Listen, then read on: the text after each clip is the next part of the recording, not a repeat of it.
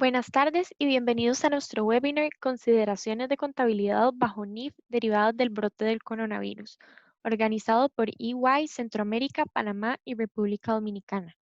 Estaremos atendiendo sus preguntas al finalizar la sesión, por lo que le pedimos nos las haga llegar a través de la herramienta de Q&A en la parte de abajo de sus pantallas. Debido a que la situación actual nos obliga a estar a cada persona en su hogar, les pedimos disculpas de antemano por cualquier tema de conexión o comunicación que podamos tener. Sin más, los dejo con nuestro socio, Guillermo Varela. Muchas gracias, Mariana. Muy buenas tardes a todos y muchas gracias a la audiencia por acompañarnos en este webinar. Esperamos que ustedes y sus familias se encuentren bien en sus hogares y gozando de buena salud. Mi nombre es Guillermo Varela. Soy socio de aseguramiento y director de la práctica profesional para EY Centroamérica, Panamá y República Dominicana, y junto a Carmen Rovira, socia de aseguramiento y líder de la práctica de consultoría financiera y contable para EY Centroamérica, Panamá y República Dominicana, estaremos moderando este webinar. Este webinar ha sido diseñada por nuestra área de aseguramiento. En el área de aseguramiento nos especializamos en ayudar a las empresas en asuntos de contabilidad, cumplimiento regulatorio, incluyendo cuestiones ambientales, de reporte financiero, aseguramiento, así como también en investigaciones forenses y prevención y detección de fraude. Si podemos pasar a la próxima lámina, por favor. Les decía que el webinar ha sido diseñado por nuestra área de aseguramiento. En el área de aseguramiento nos especializamos en ayudar a las empresas en asuntos de contabilidad, cumplimiento regulatorio, incluyendo cuestiones ambientales, reporte financiero, aseguramiento, así como también en investigaciones forenses y prevención y detección de fraude. Si pasamos a la próxima lámina. Con el desarrollo rápido y creciente del brote de coronavirus, la mayoría de los países han requerido que las entidades limitan o suspendan las operaciones comerciales. Han implementado restricciones de viaje y medidas de cuarentena. Estas medidas han interrumpido significativamente las actividades de muchas entidades. Las cadenas de suministro y el nivel de ingresos se ha deteriorado significativamente. Las consecuencias de estas medidas son más inmediatas y pronunciadas en ciertas industrias, como el turismo, la hospitalidad, el transporte, el comercio minorista y el entretenimiento. Como el brote continúa progresando y evolucionando, es un desafío en este momento poder predecir la extensión, su duración y el impacto comercial, económico y social que este brote traerá. También este brote ha causado volatilidad en los mercados financieros y de commodities a nivel global, y ya hay señales inequívocas que estos impactos han afectado en forma significativa a la economía mundial, previéndose retrocesos significativos y altos índices de desempleo. Estamos conscientes de los retos que hoy las empresas deben enfrentar y por eso decidimos organizar este webinar, con el objetivo de compartir con ustedes durante la próxima hora asuntos prácticos que les ayuden a sus empresas a entender cómo responder a la crisis derivada del brote de coronavirus desde el punto de vista de reporte financiero bajo normas internacionales de información financiera, incluyendo cuestiones que afectan la medición de activos y pasivos, el reconocimiento de resultados y divulgaciones adicionales. Antes de continuar con la agenda, vamos a efectuar una pregunta de sondeo con el objetivo de evaluar cuál es la percepción que la audiencia tiene sobre los efectos que el COVID pudiese traer al preparar información financiera bajo NIF. Entonces nos vamos a tomar un minuto para responder esta pregunta y hacer una valoración sobre la percepción de la audiencia sobre este asunto. Mariana, cuando dispongas, vamos a ir cerrando la...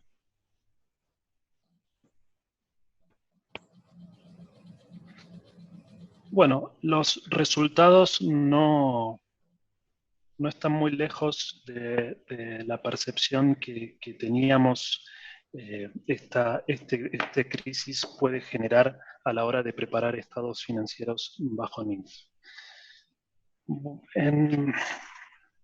la siguiente lámina podemos observar la agenda que tenemos prevista para el día de hoy. Estos temas no pretenden ser exhaustivos de todos los aspectos que pudiesen tener un efecto bajo NIF y son aquellos que consideramos tendrán mayor impacto en las distintas geografías y mercados. Sin mayor preámbulos, voy a pasar entonces con el primer tema de la agenda, empresa en marcha. Las normas internacionales de información financiera requieren en la preparación de estados financieros que la alta administración evalúe la capacidad de una entidad para continuar como una empresa en marcha.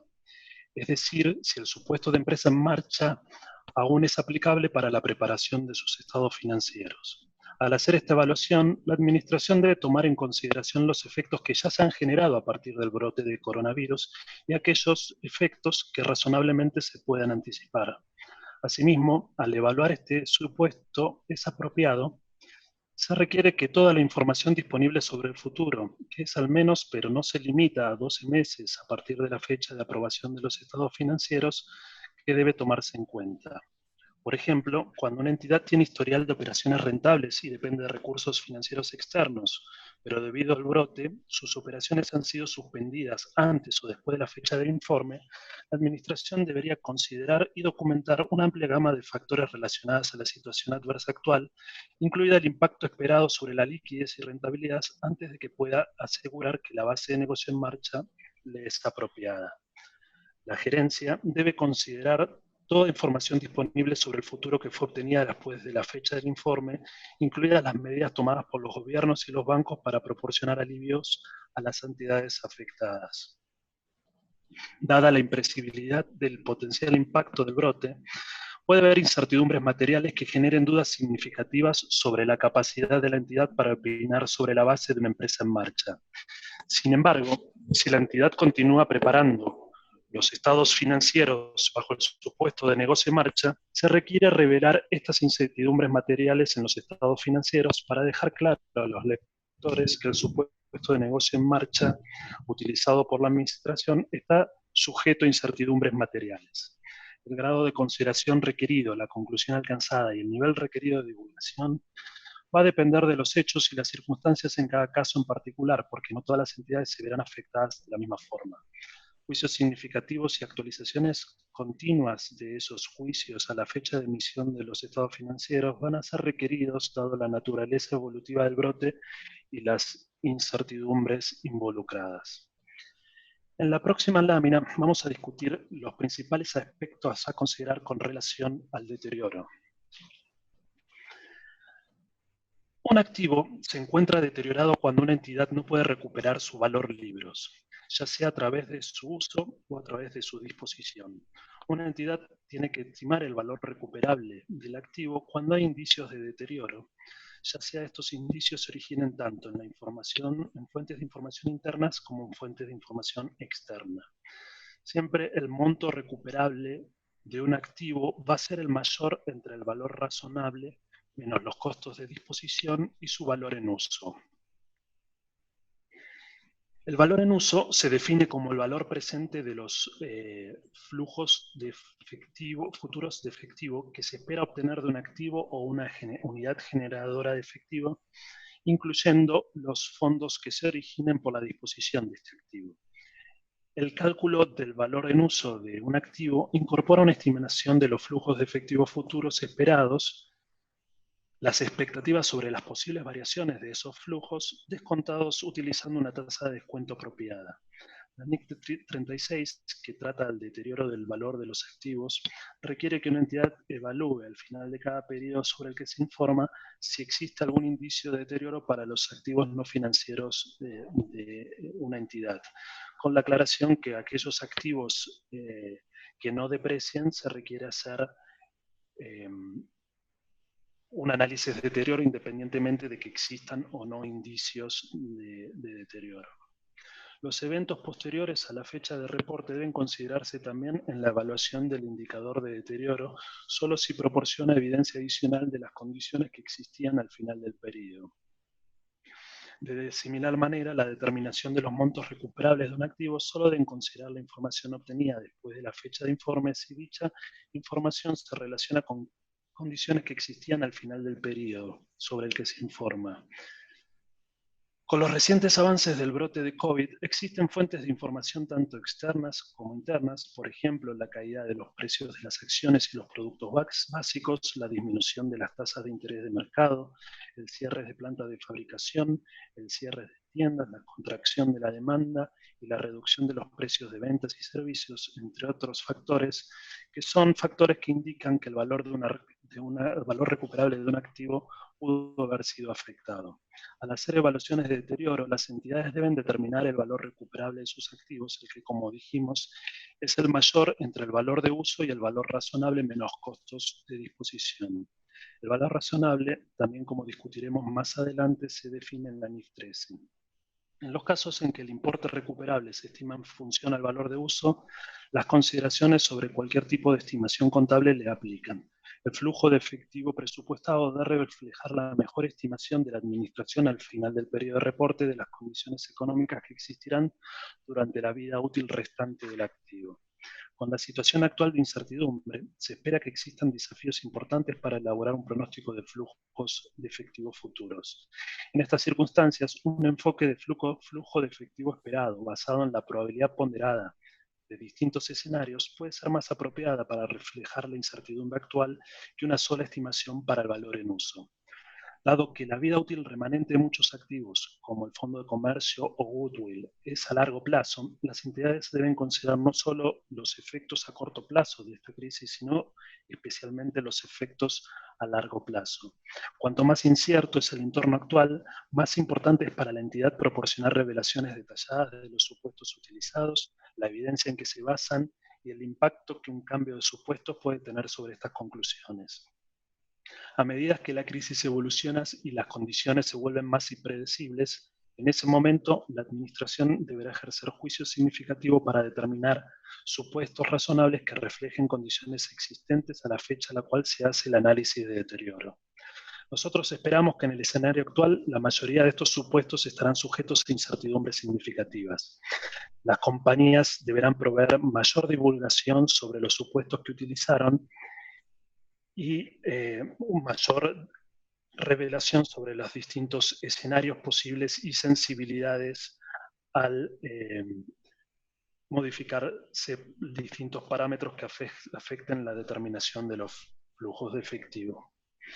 Continuamos entonces con Carmen, quien ahora nos platicará sobre eventos subsecuentes. Gracias, Guillermo. Buenas tardes a todos. Vamos a mirar ahora a continuación. Un segundo, no sé. Ok, vamos a hablar sobre los eventos subsecuentes. Como todos es sabido que los estados financieros, las normas internacionales de información financiera requieren que los estados financieros que sean emitidos indiquen en algún lado la fecha en que son efectivamente emitidos. El objetivo de esta fecha es proveer a los usuarios de los estados financieros una visión sobre cuál ha sido el periodo desde la fecha sobre la que se reporta y hasta el momento en que se emiten, para considerar qué eventos han ocurrido en ese periodo que la gerencia debe haber tenido en cuenta en la preparación de dichos estados financieros. NIC 10, que es la norma de las NIF referente a este tema, eventos después del periodo de reporte, establece los criterios que se deben evaluar, que la gerencia debe considerar para determinar impactos en los estados financieros de estos eventos ocurridos en ese periodo subsecuente. Y básicamente el asunto focal de esto es cómo diferenciar qué eventos ocurridos después de la fecha de reporte se consideran eventos que van a requerir un ajuste o modificación a las cifras de los estados financieros, de aquellos que tal vez son importantes y ameritan simplemente una revelación para que los usuarios entiendan esa información, pero que no modifican las cifras reportadas en una fecha determinada. Y la clave de este criterio, conforme lo indica la norma, es si el evento en sí arroja evidencia de condiciones que estaban existentes al cierre del periodo sobre el cual se está reportando o son eventos posteriores a esa fecha. En el caso de la particularidad que se está viviendo ahora, si nos enfocamos específicamente en el brote como tal, la mayor parte del impacto de las operaciones comerciales en las empresas no ha sido en realidad consecuencia directa del brote en sí, tanto como el resultado de las medidas tomadas por los gobiernos y los países para contenerlo. El brote, digamos que desde el punto de vista de salud y médico, la información que se tiene es que obviamente empezó a evolucionar desde diciembre del año 2019 y es normal el traer a la mesa la consideración de qué tipo de impacto podría tener y si se consideraría que entonces todo lo derivado del brote debe impactar los estados financieros. Sin embargo, elementos como la declaratoria de pandemia posterior al cierre y luego efectivamente las medidas que son las que económicamente están impactando a las empresas son las que deben ser evaluadas. Pero más allá del cierre del 2019, es importante tener en cuenta que el brote continúa evolucionando, como mencionaba Guillermo. Los gobiernos están tomando medidas día a día y esto va a continuar más allá de la declaratoria de pandemia, también en el periodo de recuperación económica de los países. Las empresas van a estar cambiando, hablamos de una nueva realidad ya hoy en día cuando se están contemplando posibles retornos y aperturas de mercado limitadas que van a requerir que las compañías estén innovando, ajustándose o incluso reinventándose. Es importante en este escenario tener en cuenta que las empresas van a estar implementando cambios con mucha mayor celeridad y flexibilidad de lo que veníamos viendo antes de esta pandemia. Con esto es importante tener en cuenta que se va a aumentar la probabilidad de que haya eventos ocurriendo permanentemente después de las fechas de reporte de cada estado financiero de una compañía, lo cual va a llevar a una necesidad permanente de estar evaluando dichos eventos. Con esto lo que queremos decir es que es importante considerar que dentro de esta nueva realidad va a haber muchos cambios permanentes y antes en un cierre y emisión de estados financieros podría ser que el riesgo de eventos no analizados que tuvieran impacto en los estados financieros fuera mucho menor a lo que va a ser ahora. Las entidades deberán asegurarse entonces de implementar o robustecer esos procesos que tienen para identificar y evaluar eventos materiales posteriores al periodo de reporte, incluyendo aquellos que no necesariamente requieran ajuste, pero sí una revelación importante para que los usuarios de los estados financieros las entiendan. En este marco incluimos consideraciones como decisiones de terceros que afectan a la entidad, clientes, proveedores y el mismo gobierno en la medida en que pueda estar cambiando leyes o tomando decisiones en el periodo subsecuente al reporte, pero antes de emitir los estados financieros. Otra área que hemos considerado importante traer a la mesa en esta oportunidad es la de instrumentos financieros. Los impactos de los instrumentos financieros se pueden evaluar desde diversos elementos. Un primer elemento es el relativo a las revelaciones que hacen las compañías sobre sus riesgos en los instrumentos financieros o los riesgos en sus operaciones con respecto a los instrumentos financieros. NIF 7 es la normativa de las NIF que cubre estas consideraciones. Este es solo un ejemplo, una de las revelaciones importantes que requieren las normas es cuando las entidades tienen concentración de riesgo. Y la razón de esto es porque la concentración de riesgo aumenta la probabilidad hay un mayor riesgo de pérdida, mayor concentración. Es posible que antes de esta situación particular que estamos viviendo, esta revelación no se percibiera como de mucha importancia o de mucha diferenciación en los estados financieros de las entidades, en la medida en que las operaciones fluían con una normalidad relativa. En este momento las concentraciones de riesgo pues se vuelven muchísimo más importantes si tenemos en cuenta incluso industrias que han sido afectadas al extremo como por ejemplo la hotelera o la de aviación, en cuyo caso, digamos que proveedores de estas industrias también tienen que pasar a evaluar los riesgos actuales que esto les están representando, cuáles pueden ser los impactos que hay en el futuro inmediato y además la consistencia de estos análisis con el resto de los análisis en los estados financieros, como los casos que estaba mencionando Guillermo de negocio en marcha o de deterioro de activos. Otro de los temas es los aumentos en los riesgos de liquidez. Todos sabemos que dentro de las premisas en una situación de crisis como la que estamos viviendo, pues después de obviamente proteger a las personas y a todos los colaboradores de las organizaciones, la siguiente máxima y prioridad es el tema de liquidez para asegurar el poder enfrentar la crisis y obviamente después trabajar en lo demás. Las situaciones de liquidez que se están enfrentando en los mercados también van a requerir una revisión profunda de las revelaciones que las organizaciones han venido haciendo en sus estados financieros sobre estas situaciones y que sean también congruentes con las evaluaciones del supuesto de negocio en marcha ya mencionado anteriormente. Con todo esto, y adicional a los cambios permanentes que hablábamos, es claro que todas las revelaciones que tienen que ver con los riesgos de los estados financieros y los instrumentos financieros deben robustecerse y ser revisitados detalladamente por la organización para asegurarse que contengan lo suficiente para que los usuarios de los estados financieros tengan información suficiente y apropiada en su toma de decisiones. Otro elemento de los instrumentos financieros es la clasificación de activos. En el caso de los activos, particularmente uno de los que hemos analizado más es la evaluación del modelo de negocio. Si recordamos, bajo NIF 9, la normativa que ya cumple sus 2 años de estar vigente, existe el requerimiento de que la organización evalúe su modelo de negocios para clasificar sus instrumentos financieros.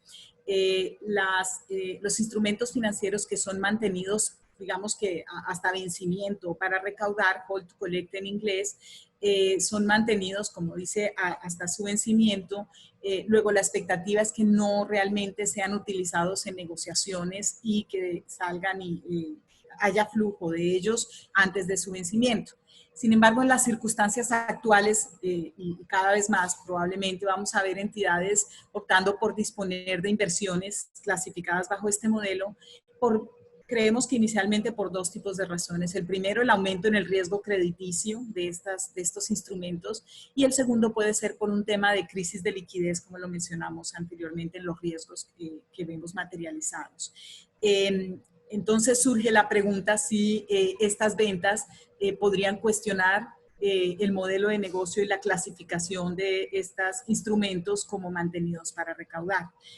Sin embargo, a la luz de lo que establece la NIF 9, estas ventas bajo estas consideraciones específicas consideramos que siguen ajustando al objetivo del modelo de negocio. Dentro de la NIF 9, las consideraciones incluyen la calidad crediticia del activo financiero como un elemento importante para que la entidad pueda cobrar los flujos de efectivo contractuales establecidos y, por tanto, la venta del activo, al no cumplir con el criterio crediticio especificado, sigue cumpliendo o sigue siendo parte de la política ya documentada por parte de una entidad para una clasificación. Es decir, no estaría en incumplimiento con el modelo de negocio de hold to collect. Como sabemos, el cambiar el modelo de negocio llevaría además a un cambio en las clasificaciones.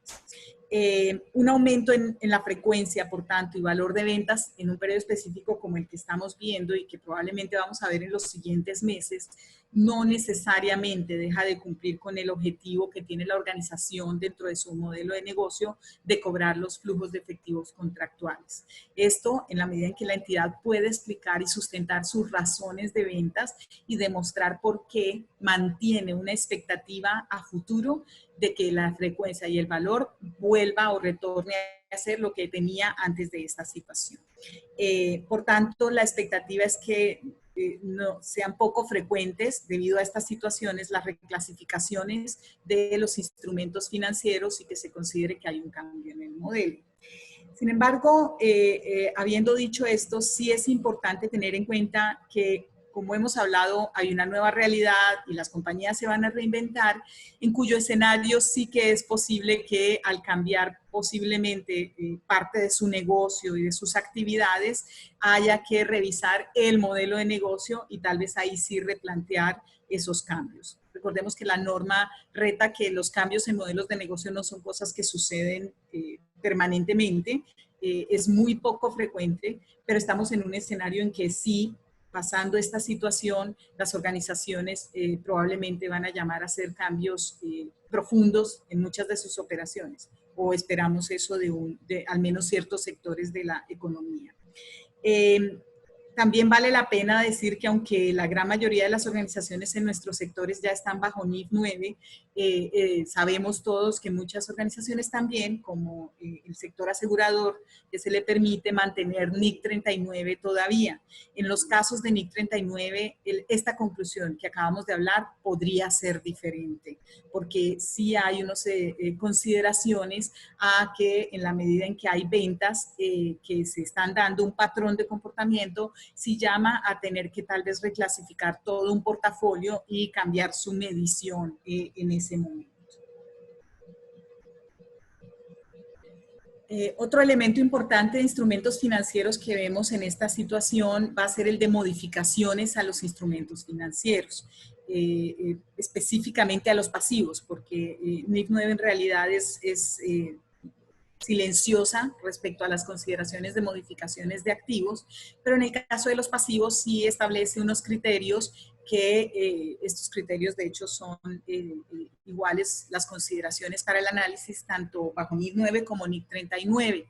y se refieren a cuando existe una modificación a un contrato de deuda o de pasivo,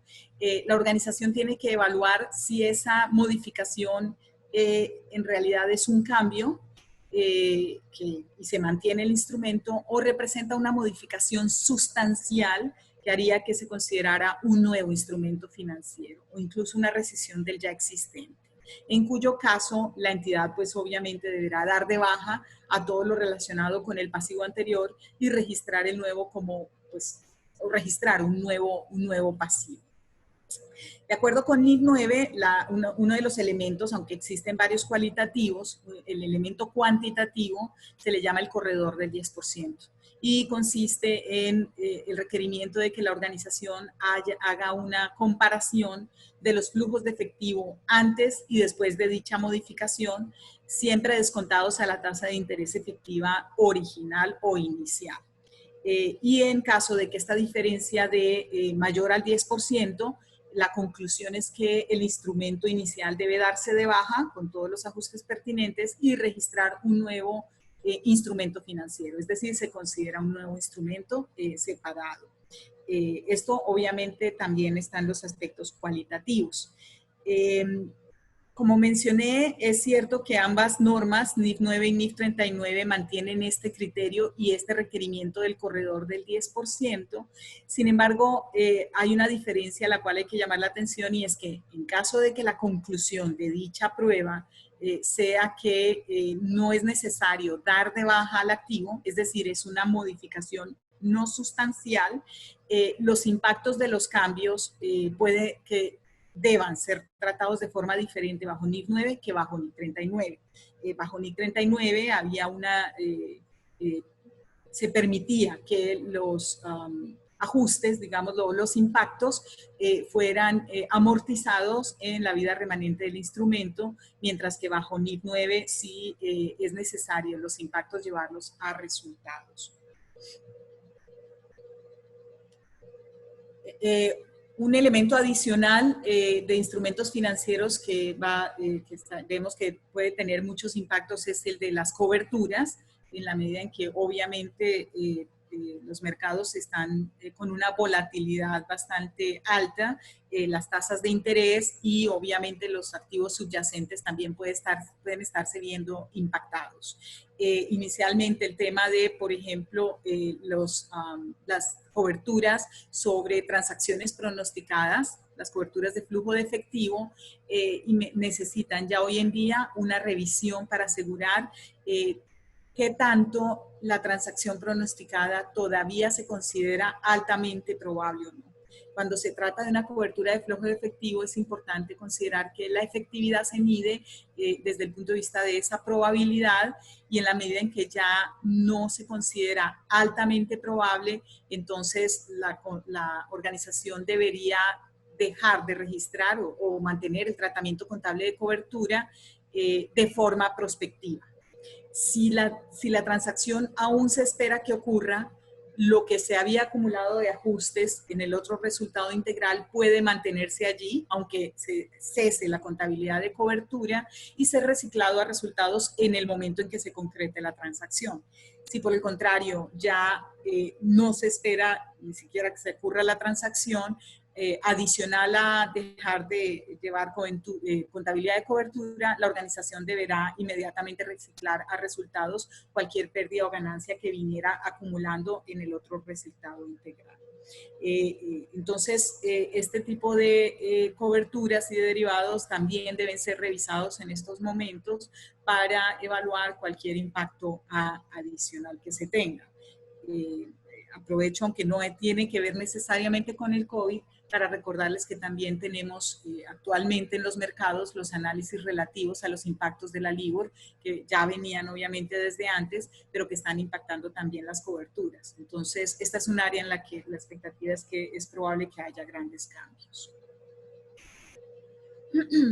Finalmente, pero no menos importante, está el tema del deterioro de los instrumentos financieros y pues no hay duda de los posibles impactos de esta situación en la calidad crediticia de los deudores, que como todos sabemos, además bajo NIF 9 ahora hay que hacer esta proyección o el cálculo sobre pérdida esperada en vez de pérdida incurrida como lo permitía o lo traía NIF 39.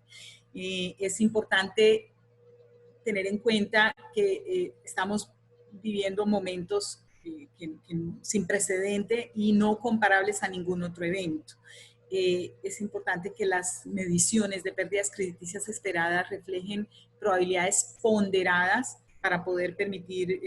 poder tener una visión de los diferentes escenarios que podrían afectar y dar una evaluación de rango de posibles resultados, así como el tema del valor del dinero en el tiempo, dado las situaciones de liquidez, que permita asegurar mayor transparencia y un abanico de consideraciones que le den a la gerencia y a los usuarios una tranquilidad de que la organización está contemplando las diferentes alternativas desde los diferentes puntos. Elementos que deben considerarse obviamente posibles dentro de esta revisión están la redefinición de segmentos de carteras de crédito, grupos o cuentas por cobrar que anteriormente se trajeran, la evaluación individual y colectiva de créditos y los activos contractuales, la situación de ampliación en los plazos de pago, que puede o no incrementar el riesgo crediticio, y las consideraciones adicionales que ya sabemos que hay para bancos, como por ejemplo la suspensión de efectos de morosidad a ciertos clientes y otras medidas de apoyo. En este caso, si bien es cierto que el tema de deterioro es muy importante, no vamos a detallarlo. Hace una semana y media más o menos tuvimos un webinar. Si las personas están interesadas en escucharlo, también hay acceso. Es un tema bastante extenso y ameritaba obviamente un escenario donde fuera analizado de forma independiente. Voy a dejarlos con Guillermo y las mediciones de valor razonable. Bien, el objetivo de la medición del valor razonable es estimar un precio al que se haría una transacción ordenada de venta de un activo o de transferencia de un pasivo entre los participantes de un mercado a la fecha en la cual se está haciendo esa medición y en condiciones normales del mercado, o lo que se conoce como estimar un precio de salida. El impacto en la medición del valor razonable derivado del brote de coronavirus y las consiguientes perturbaciones económicas varían según los países, los mercados y las industrias. Cuando las valoraciones están sujetas a una incertidumbre de medición significativo debido al entorno actual y hay un rango más amplio de posibles estimaciones del valor racional, una entidad debe aplicar un juicio para determinar qué punto dentro de ese rango es el más representativo de un valor razonable en las circunstancias. La definición del valor razonable contempla a una transacción ordenada, y una transacción ordenada supone la exposición al mercado durante un periodo de tiempo anterior a la fecha de medición para permitir actividades de marketing que son habituales y habituales para las transacciones que involucran dichos activos o pasivos y no es una transacción forzada. Si bien la volatilidad en los mercados financieros puede sugerir que los precios no reflejan el valor razonable, no es apropiado que una entidad ignore los precios de mercado en la fecha de la medición, a menos que esos precios sean de transacciones que no son ordenadas. La evidencia de si una transacción es ordenada debe evaluarse al decidir el peso que se le asigna al precio de la transacción. Si el precio observado se basa en una transacción que se determina como forzada, se le debe asignar poco o ningún peso a ese precio con comparación con otras indicaciones del valor. La determinación de si una transacción es ordenada se realiza a nivel de transacción individual y requiere el uso de un juicio basado en la evidencia disponible de todos los factores relevantes. Si bien los factores del mercado, como un desequilibrio en la oferta y la demanda, las restricciones de liquidez pueden afectar los precios a los que se producen las transacciones en un mercado, este desequilibrio no indica que las partes en una transacción no estaban informadas y dispuestas a participar del mercado o que la transacción no fuese ordenada. La conclusión de que la entidad no vendería su propio activo o transferiría su propio pasivo a los precios actualmente observados en el mercado no significa que se suponga que estas transacciones están en dificultades. La NIF 13 deja claro que el valor razonable es una medición basada en el mercado, no una medición específica de la entidad, y señala que la intención de la entidad que informa de mantener un activo o pasivo en una recesión de mercado no es relevante. Un mercado activo es aquel en que las transacciones para el activo pasivo ocurren con suficiente frecuencia y volumen para proporcionar información de precios de manera continua. El nivel de actividad de un mercado se determina en función del peso de la evidencia disponible, como el número de transacciones que tienen lugar y la ampliación de los márgenes de oferta y demanda. La NIF 13 también es clara en que si bien los precios observables de los mercados inactivos pueden no ser representativos del valor razonable en todos los casos, estos datos no deben ignorarse a la hora de estimar un valor razonable. Se requiere de un análisis adicional en estos casos para evaluar la relevancia de las transacciones observadas o los precios cotizados en estos mercados, incluido un análisis para determinar si la transacción es ordenada. Si el precio cotizado se basa en una transacción que se determina que es ordenada, este debe considerarse en la estimación del valor razonable, aunque pueden ser necesarios ajustes a los precios observables, ajustes que podrían ser significativos. Una disminución significativa en el nivel de actividad en un mercado también puede influir en qué técnicas de valoración se utilizan, cómo se aplican estas técnicas y si las entradas observables a la fecha de medición. Por ejemplo, la aplicación de enfoque de mercado puede resultar más difícil y puede justificarse el uso de técnicas de valoración adicionales, que pueden necesitar el uso de datos que no sean observables. También esto puede generar o afectar la categorización del valor razonable dentro de las distintas jerarquías y generar transferencias del nivel 2 al nivel 3, lo que también va a modificar el alcance de las revelaciones requeridas por NIF 13. Asimismo, una disminución significativa en el volumen de transacciones no implica automáticamente que un mercado ya no esté activo. A pesar de una disminución de los niveles de actividad, las transacciones de un activo o pasivo en ese mercado aún pueden ocurrir con suficiente frecuencia y volumen para proporcionar información de precios de manera continua. Cuando no hay un mercado activo para un activo o un pasivo idéntico en la fecha de la medición, cuando hay un mercado activo para un pasivo o activo idéntico en la fecha de la medición, las entidades tienen que usar ese precio cotizado en ese mercado, es decir, utilizar la jerarquía de nivel 1 como base del valor razonable y no efectuar ningún ajuste. Esto es necesario cuando se experimentan mayores volatilidades en un mercado activo cerca de la fecha de medición. La jerarquía de valor razonable de la NIF 13 requiere técnicas de valoración para maximizar el uso de datos observables de transacciones ordenadas y minimizar el uso de datos que no son observables. En consecuencia, aun cuando el mercado de un activo se ha vuelto menos líquido debido al entorno actual, los precios relevantes o los insumos observados en transacciones observadas en estos mercados aún tienen que ser utilizados. Sería inapropiado que una entidad utilice un modelo de valor razonable basada en entradas propias en lugar de utilizar información observable o información de entrada de nivel 1. Se requiere juicio para evaluar la relevancia de los datos de mercados observables y si estos reflejan transacciones ordenadas, particularmente en situaciones donde ha habido una disminución significativa en la actividad del mercado para un activo o pasivo.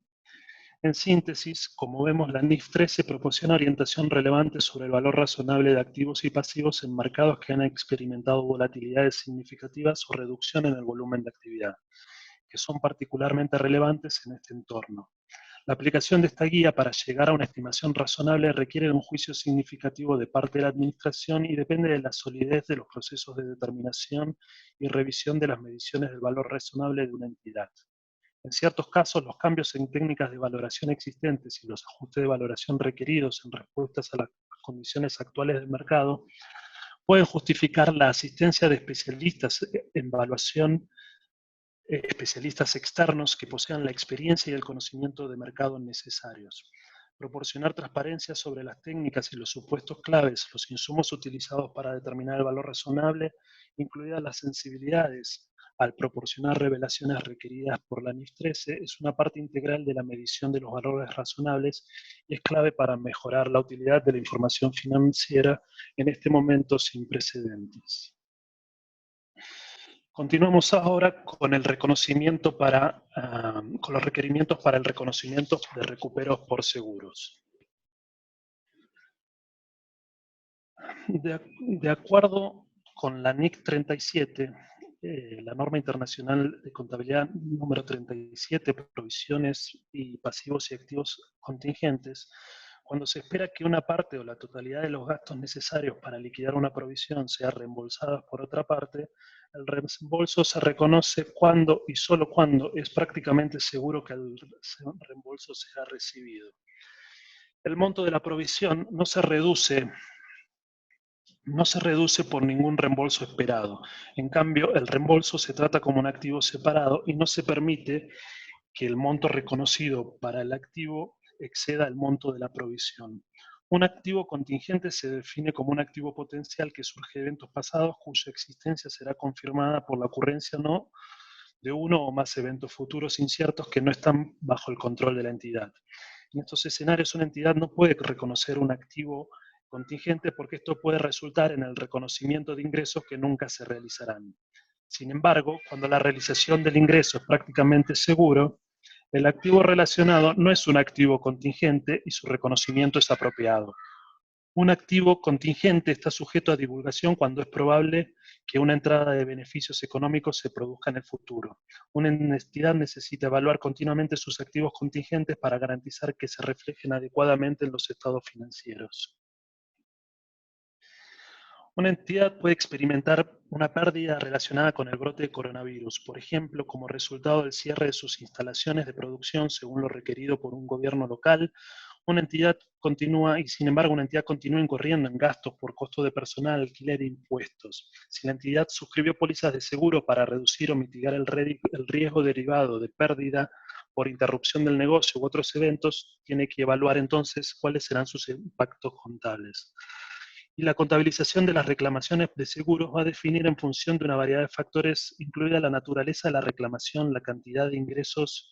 y el momento de la pérdida y de la recuperación del seguro correspondiente. Además, cualquier contabilización de los ingresos del seguro se verá afectada por la evaluación de la cobertura para ese tipo de pérdida en una situación dada, así como el análisis de la capacidad de la aseguradora para satisfacer el reclamo. En algunos casos puede quedar claro que el umbral de reconocimiento para el reembolso se alcanza cuando se incurre el gasto reembolsable. En otros casos se va a requerir un análisis más cuidadoso de los términos y condiciones de las políticas de interrupción de negocios de una entidad,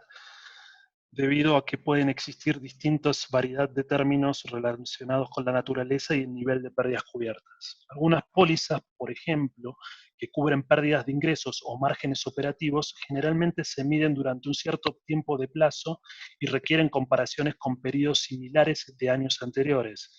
En tales casos, no habría compensación disponible si los ingresos o los márgenes operativos se recuperan durante el periodo de medición establecidos. Por ejemplo, un reclamo bajo una póliza con un periodo de medición trimestral puede no ser válido si un minorista perdiera los ingresos de un mes completo, pero los recuperase antes de que finalice un trimestre. Las decisiones sobre el reconocimiento y la medición de las pérdidas se toman independientemente de las relacionadas con el reconocimiento de las relacionadas con el reconocimiento de cualquier compensación que pueda ser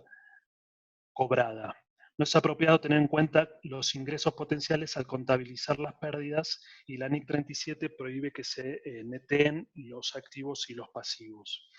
Y solamente puede reconocer un activo cuando prácticamente seguro que el activo se va a recuperar. Prácticamente seguro, si bien no está definido, es un umbral más alto que probable y es casi tan cercano al 100% para como que cualquier incertidumbre restante sea insignificante. En síntesis, los términos y condiciones de una póliza de seguro son a menudo complejos. En el contexto de una posible recuperación del seguro, determinar que existe una póliza de seguro válida para el incidente y que el asegurador resolverá un reclamo puede requerir evidencia que confirme que el asegurador cubrirá el reclamo. Una vez que se establece que es prácticamente seguro que la entidad será compensada por al menos algunas de las consecuencias del brote de coronavirus bajo una póliza de segura, cualquier incertidumbre en cuanto al monto a cobrar debe reflejarse en la medición del mismo. Continuamos ahora con Carmen, que nos hablará sobre las disposiciones de arrendamientos aplicables frente a la crisis del COVID. Gracias, Guillermo. Vamos a hablar sobre arrendamientos NIF 16, que obviamente estamos apenas terminando el primer año de implementación de esta norma y ya hay unas consideraciones necesarias en esta situación actual que estamos viviendo. Lo primero es que, digamos, si tenemos en cuenta el orden en que el calendario, más o menos a principios de abril, el IASB sacó un documento educativo recordando y destacando los requerimientos de NIF 16 y otras normas relativas a cómo contabilizar concesiones de renta otorgadas por el arrendador.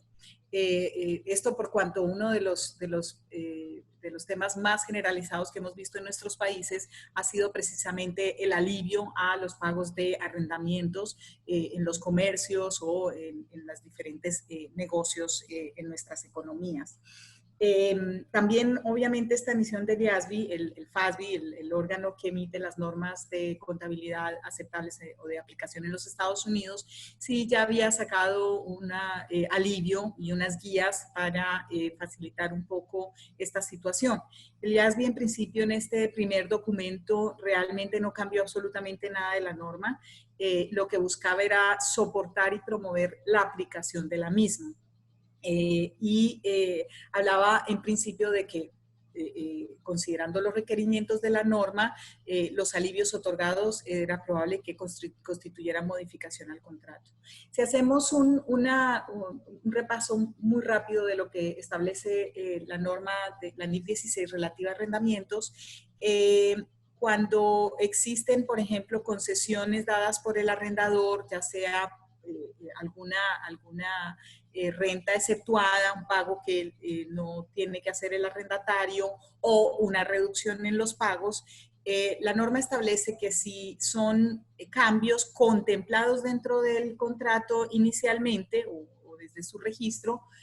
no se constituyen modificaciones al contrato. En la medida en que, por ejemplo, existan cláusulas también dentro de los contratos que digan que ante una fuerza mayor o caso fortuito o algún tema de estos podría haber cambios en los pagos, se consideraría que entonces estos alivios que se están dando podrían ser parte del contrato original y no estaríamos ante una modificación. La importancia de una modificación es porque bajo NIF 16, en el momento en que entremos en un ambiente en el que se considere que el contrato está siendo cambiado, el arrendatario está llamado a revisar nuevamente tanto los pagos futuros, los términos del contrato y nuevamente analizar la tasa de descuento aplicable a esos pagos. O sea, prácticamente es hacer un análisis muy similar al que se hace a la fecha de implementación o fecha de inicial de cada contrato. Si a esto le sumamos lo que acaban de vivir la mayoría de las compañías en su implementación inicial, sobre todo aquellas que tienen numerosos contratos de arrendamiento, le añadimos la volatilidad que se está viendo en los mercados, que le da mucha incertidumbre a las tasas de interés, los gobiernos entrando también a actuar para mitigar y controlar esas tasas de interés, existe mucha incertidumbre que se pondría sobre prácticamente muchísimos contratos de arrendamiento. Adicional, muchísimas entidades se han acercado al IASBI y manifestado su preocupación de que esto implicaría casi que hacer una revisión nuevamente de contrato por contrato para verificar en cuáles podría haber cláusulas como la de fuerza mayor o una consideración que pudiera cobijar esta modificación o este cambio, este alivio, o cuáles no, y entonces estaríamos ante un cambio al contrato que derivaría en todo lo que acabo de señalar. Como resultado de todo esto, posterior a este documento educativo, el 24 de abril, pan fresco decimos, el IASBI ha publicado una propuesta de modificación a la NIF 16 y está recibiendo comentarios hasta el 8 de mayo de parte de todas las compañías y todo como es normal con ellos. Básicamente para dar un alivio en la contabilidad de la modificación del arrendamiento. Y lo que plantea es que en los casos en que se esté dando una modificación debido específicamente a la situación del COVID, no se tendría que hacer el análisis de modificación de contrato y se podría manejar estos cambios como cambios ya esperados o contenidos en el contrato.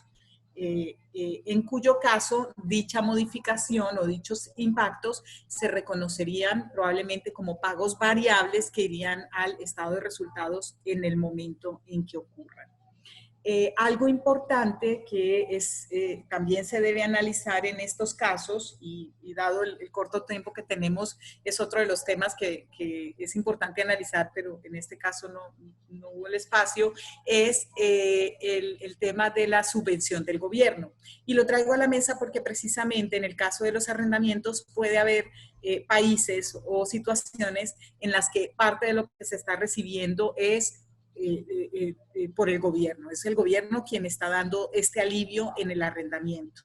Puede darse incluso en concesiones o en cualquier otro tema. Si esto es así, va a ser importante también que el arrendatario haga un análisis de si realmente es una subvención del gobierno, en cuyo caso estaríamos en un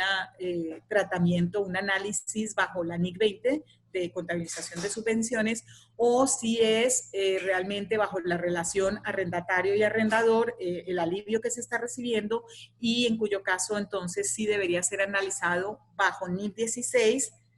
si ojalá se da la modificación a la norma entonces,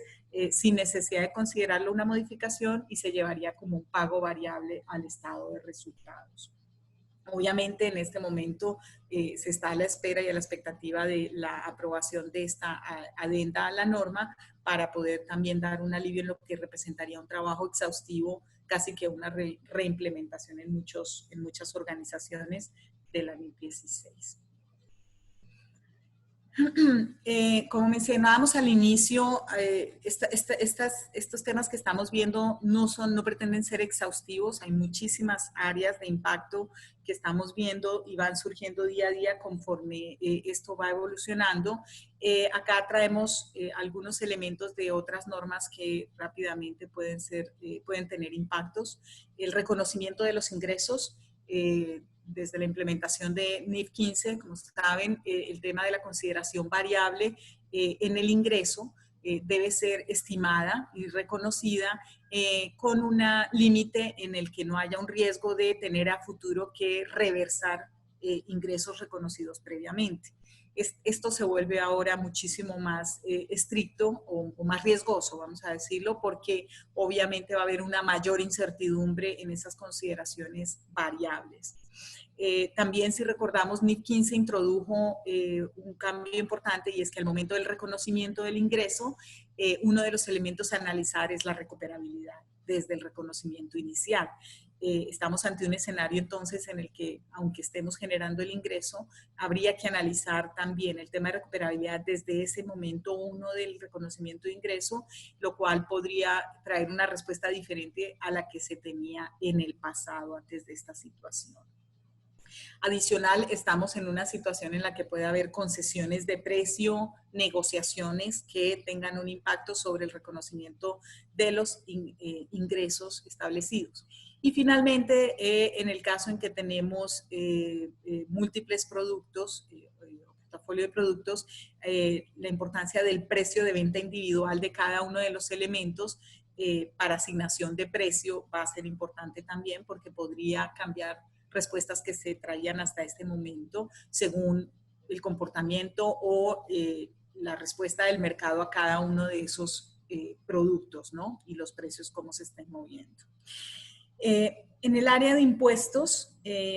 uno de los elementos también importantes en este momento son los créditos fiscales que se están otorgando o los alivios que está dando el gobierno, y va a ser importante la evaluación también entre qué es realmente impuesto y qué se va a considerar una subvención, nuevamente bajo NIC 20. Otro elemento importante van a ser las tasas y leyes sustancialmente promulgadas. Si recordamos, bajo NIC 12, los reconocimientos, por ejemplo, de impuestos diferidos y los impactos en los estados financieros deben ser hechos a las tasas que se espera que se realicen y que estén sustancialmente promulgadas. Entonces, el análisis del sustancialmente promulgado va más allá de la formalidad.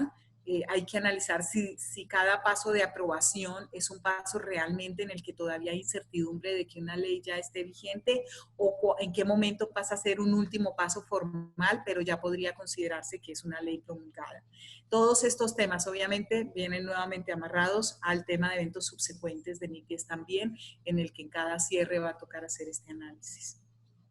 En los impuestos también condiciones, hay que evaluar las condiciones que sean inherentes a beneficios que se estén otorgando por el gobierno, y esto, por ejemplo, en la medida en que el gobierno esté dando ciertos beneficios, pero amarrados a X comportamiento o a la prestación de un servicio, por ejemplo, al público, para poder entender en ese marco exactamente cómo debe ser el tratamiento contable. Otro elemento que vemos también, finalmente, es el de la amortización de las pérdidas fiscales, que los activos que las compañías tengan registrados o las pérdidas fiscales que tengan acumuladas, hay que hacer un análisis también de escenarios fiscales futuros con las actuales condiciones para ajustar esa recuperabilidad. Con base en esto, es claro que las compañías necesitan implementar o robustecer sus procesos de análisis técnico contable, haciendo un repaso de todas las áreas, pues para asegurar que sean considerados los elementos de esta nueva realidad. Ok, a nivel de conclusiones entonces de lo que hemos hablado el día de hoy, es claro que el brote continúa evolucionando. Es difícil predecir en este momento la extensión y duración del impacto económico que producirá en los mercados, en los negocios y en los países. Esto obviamente se traduce también en las compañías que preparan los estados financieros bajo normas internacionales de información financiera. Las compañías que aún no hayan emitido sus estados financieros al 31 de diciembre, pues deberán evaluar si el brote genera eventos. Como mínimo, como hablamos, deberá revelarlo ampliamente, los potenciales impactos y sus cuantificaciones, si ya hoy puede determinar algunas de ellas, así sea poco al 31 de diciembre. Indudablemente, estados financieros, por ejemplo, interinos, ya deberían contener evaluaciones de posibles ajustes, y cualquier cierre posterior al 31 de diciembre del 2019 pues va a incrementar la probabilidad de esos ajustes. Se espera que estos eventos y los que van a seguir ocurriendo, como medidas y como la respuesta de los mercados, de las organizaciones y las economías en general, van a requerir revisiones mucho más permanentes y continuas de estimaciones y supuestos utilizados en la elaboración de los estados financieros, que sean actualizados y obviamente que haya documentación robusta que permita a los usuarios entender esos supuestos y estimaciones. Y al final, el impacto que esto tendría en las revelaciones que se haya de hacer a los estados financieros. Para nosotros, hasta antes de la situación, en un ambiente más normalizado, las compañías pueden estar más acomodadas a unas revelaciones muchísimo más estándar y con menos particularidades, pero en este caso sí van a requerir análisis individuales para cada situación. Quiero comentar que hemos recibido muchísimas preguntas. Lamentablemente, creo que se nos ha acabado el tiempo. Agradecerles su participación. Vamos a tomar estas preguntas y cualquiera que quieran enviarnos, estamos para atenderlos. Nosotros estamos en EY haciendo permanentemente webinars sobre todos los temas que creemos que pueden ser de interés para el mercado, y estas respuestas estaremos enviando, estas preguntas estaremos enviando respuestas y atendiendo a los correos de las personas. Agradecerles su participación y atención el día de hoy.